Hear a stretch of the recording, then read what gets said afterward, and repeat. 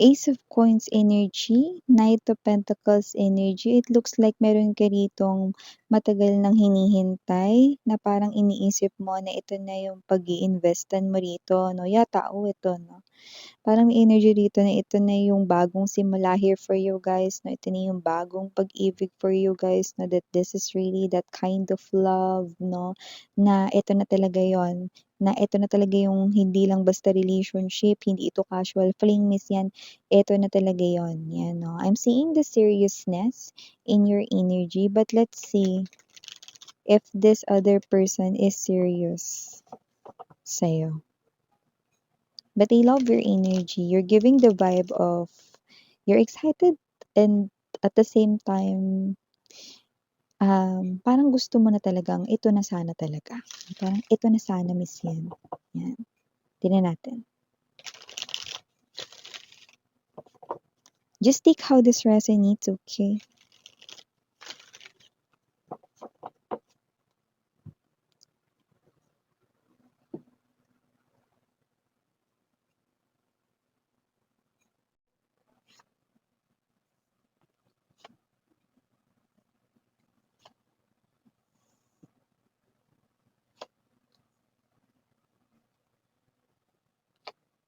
Mm-hmm.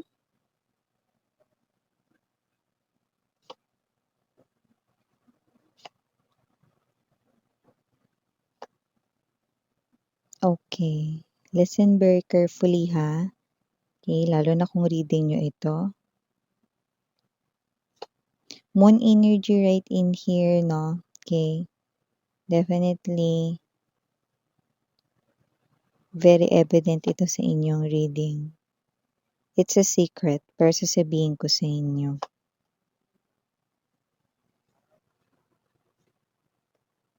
Yan o. Bottom of the deck, Five of Wands, Tower, and the Eight of Cups.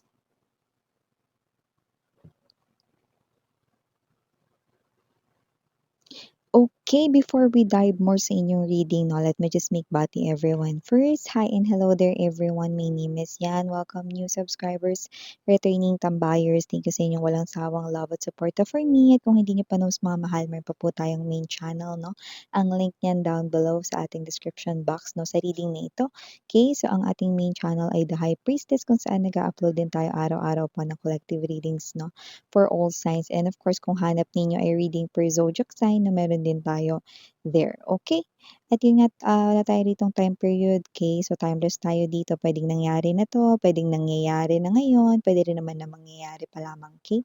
At syempre mga babes, no? You can also switch roles kasi possible talaga magkapalit-palit. Okay? So, I'm seeing someone here na with the Ace of Wands energy, Chariot card, no? Someone here is coming. Okay? It looks like this is a new energy. Yan, no? Pero wag mo na kayo masyadong maging happy, no? Kasi iba maaaring, ay, salamat, new love na. But this is not that kind of new love you really wanted for yourself, okay? Bakit naman miss yan? Why naman, no? So kung sino man tong energy na to, no, this is appearing here as someone na nakikita ko rito na yes, possible talaga na ma-inlove ka rito sa tao na to.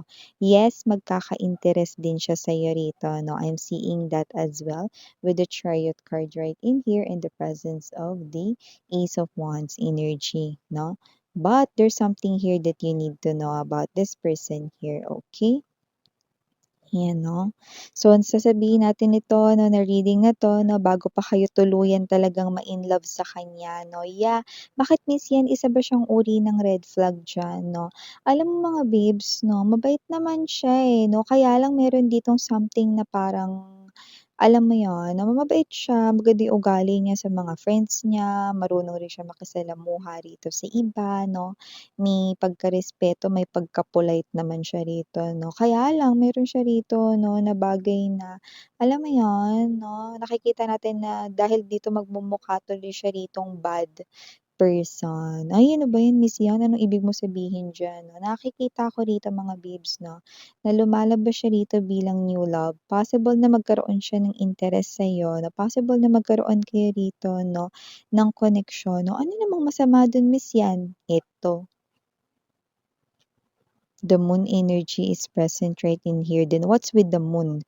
Ito ngayon ang sikreto niyang sasabihin ko sa inyo. No? Yeah, kung sino man tong energy na ito, yeah, you're hearing that song. So yeah, no. But I'm not the man your heart is missing. That's why you go away. I know. You know, so kasi naman tong energy na to mga babes, no, lumalabas rito, no, na itong energy na to, no, yeah, yeah, yeah, yeah, yun yung kanta, no, ng Michael Learns to Rock, no, yung That's Why, yan, no, kung di ako nagkakamali, yun pa yung title nun. See, meron siya rito with this Queen of Swords energy na thank you spirits na for that added confirmation, no? The lovers right in here is an indication of option. So definitely meron siya ritong hinihintay with the Three of Wands energy. Someone na minamahal niya sa malayo. But with this Seven of Cups, very evident right in here. Moon, Six of Coins, lumalabas rito, no? Na hinihintay niya yung person na yun, mahal niya yung person na yun, pero hindi niya alam kung babalik pa ba yun or kung may chance bang maging sila. Hindi niya alam sa iba sa kanila 'no, yung true feelings nun pero may minamahal siya sa malayo 'no. At parang may energy siya rito na lumalabas na yung ibang energies nila possible na kaya rito ko-connect siya sa inyo kasi possible na alam niya sa sarili niyang malulungkot siya. So parang alam mo yung energy 'no, yeah, kahit saang anggulo mo tingnan puwedeng manggagamit 'di ba, yung parang gagamitin ka niya 'no, para hindi siya rito ma-bore or ma-boring 'di ba, habang hinihintay niya kung babalik ba 'tong person na 'to or hindi, yung totoo niya talagang love dito 'no. So parang yeah, okay, I just heard the word reserve. So parang reserba 'no, reserba tuloy yung datingan mo rito 'di ba.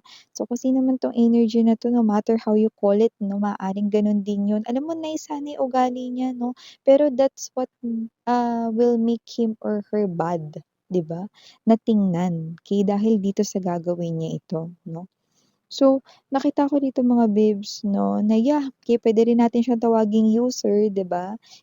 Kasi kahit naman gaano ka kabait 'no, kung ganito rin naman yung gagawin mo 'no, 'yan para ka na ring paglalaruan niya yung feelings mo habang meron siyang sikreto rito na may iba pala siyang minamahal 'di ba? Pero hindi niya alam kung gusto ba siya nun or magugustuhan ba siya nun or baka meron siya ritong ex na hinihintay na bumalik sa buhay niya. Lumabas din yun dito, very guarded siya sa'yo rito. Ayan 'no, hindi siya rito papapasok ng new love, okay? Seven of Wands, Ace of Cups. So, ko-connect lang siya sa'yo rito 'no, dahil meron siya rito 'no, na parang, hidden agenda at yun nga yung parang, habang naghihintay siya rito na bumalik yung isang person 'no, parang kailangan muna niya rito ng makakasama, parang gano'ng klase ng energy, 'no? So, parang may energy rin siya rito na kung di naman bumalik 'no, meron ng sasalo 'no, so parang ikaw yun, yung lumalabas dito 'no. So, nakita natin dito with the Ace of Cups energy, okey? Maaari talagang ma-fall ka sa tao na 'to dahil sinabi ko nga sa inyo mabait siya sa ugali niya, 'no? Hindi talaga yun fake, talagang mabait talaga siya, polite siya 'no, thoughtful, kind 'no. So, talagang madadali kayo rito, mafo-fall kayo rito talaga sa kanya, mahuhulog ang inyong feelings talaga para sa taong ito 'no. At nakikita natin dito mga babes 'no, na meron kayong magkasalungat na wish, Seven of Cups energy. Meron siya ditong wish na ang wish niya magbalik yung talagang taong minamahal niya there, yan 'no, with the Lovers card energy. Okay, habang ang wish mo naman, sana forever na kayong dalawa, yan 'no. Sana ito ay talagang totohanan na, yan 'no. Kasi nga kung sino man 'tong person na 'to hindi malabong ma-fall ka sa kanya. Iba naman dahil timeless tayo dito, puwedeng dumating na siya at maaaring nangyayari na ito. But this is something here 'no, na hindi mo alam because with the moon energy, this is, what this person here is hiding from you, 'no? But this person here cannot hide it from me, 'no? That's why the universe wants me to warn you because they're telling me that this is the message that you need to know. So nakita natin dito mga babes, so na hindi malabo that with this Five of Wands energy, Tower card right in here, Eight of Cups. Hindi malabong ano miss yan. Bigla ka na lang niyang iwanan. Okay? So, habang maliit pa yung apoy mga babes 'no, that flame, is your feelings for this person. So, habang maliit pa yung apoy, patayin mo na yung apoy na yan, okey? Because, kahit na maganda yung ugali nitong person na 'to 'no, hindi niya 'to sinasabi sa inyo kasi para nga naman hindi kayo lumayo sa kanya or whatsoever. So, yun yung nagpapapangit rito ng ugali niya 'no. At kung sino man 'tong energy na 'to, lumalabas rin siya rito mga babes na parang, um parang hindi totoo yung feelings niya for you, okey? But this person here, alam niyang mabait ka, that's why pinipili niya ritong i-keep ka sa kanyang self para 'pag hindi na bumalik yung taong talagang hinihintay niya, nandiyan ka lang. 'Di ba? Yun yung hindi mo alam, na isa kang reserba dito na hindi mo alam 'no, na may hinihintay pala siyang iba rito 'no, ta's lumalabas pa siya ritong new person dito. So, iba sa inyo maaaring magkaroon kayo rito sa inyong mind na ng illusion na parang baka siya na yung new love ko, na baka siya na talaga yung bigay sa'kin ng may kapal, you know. Pero kung sino man 'tong energy na 'to na remember that song 'no, 'di ba? But I'm not the man in your heart is missing. Iba yung taong nami-miss niya, 'di ba? So, kung sino man 'tong energy na yun, nakikita natin dito 'no, na yun talaga yung taong hinihintay niya. May hinihintay siya dito pero parang ayaw na yung energy ng mainip 'no, habang naghihintay or ayaw niya rin dito na parang maging mukhang kawawa habang naghihintay kaya kailangan niya ng reserba 'no. So, nasa sa inyo kung ano yung gagawin ninyo, it's up to you, okey? Kasi hindi niya yan aaminin sa inyo lalo na isa siyang bagong koneksyon, okey?